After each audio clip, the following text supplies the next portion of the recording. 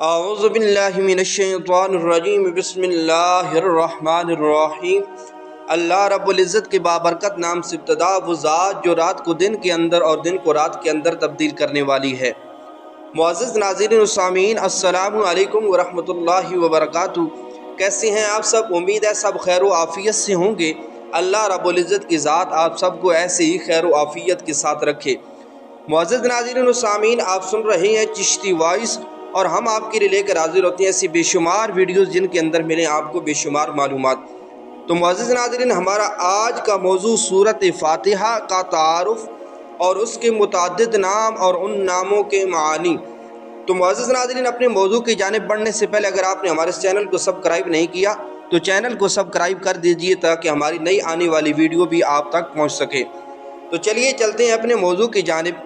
سورۃ فاتحہ یہ وہ مختصر لیکن حقائق اور معانی سے لبریز، دل نشیں و دل آویز، جلیل القدر صورت ہے جس سے اس مقدس آسمانی کتاب کا آغاز ہوتا ہے، جس نے تاریخ انسانی کا رخ موڑ دیا، جس نے فکر و نظر میں انقلاب پیدا کر دیا، جس نے قلب و روح کو نئی زندگی بخش دی۔ اس پاک صورت کی گوناگوں برکات کو کیوں کر قلم بند کیا جا سکتا ہے؟ یہ سورہ پاک مکہ مکرمہ میں نازل ہوئی۔ اس کا ایک رکوع ہے، 7 آیتیں ہیں۔ اس کے الفاظ کی تعداد 25 ہے اور اس کے حروف کی تعداد 123 ہے۔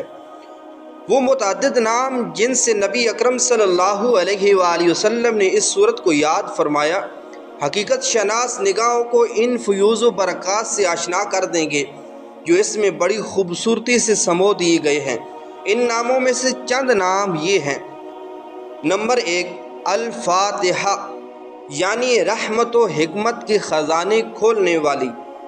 نمبر 2، فاتحۃ الکتاب یعنی قرآن حکیم کے سربستہ رازوں کی کلید۔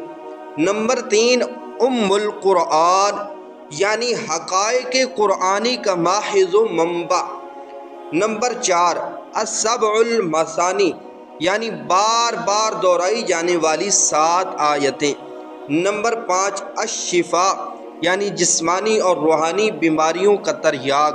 یعنی اگر آپ سورۃ فاتحہ کو پڑھ کر کسی مریض پر دم کریں یا سورۃ فاتحہ کو پڑھ کر پانی پر دم کر کے کسی مریض کو پلا دیں تو اللہ رب العزت کی ذات ان آیات کے صدقے اس مریض کو صحت یابی عطا فرمائے گی۔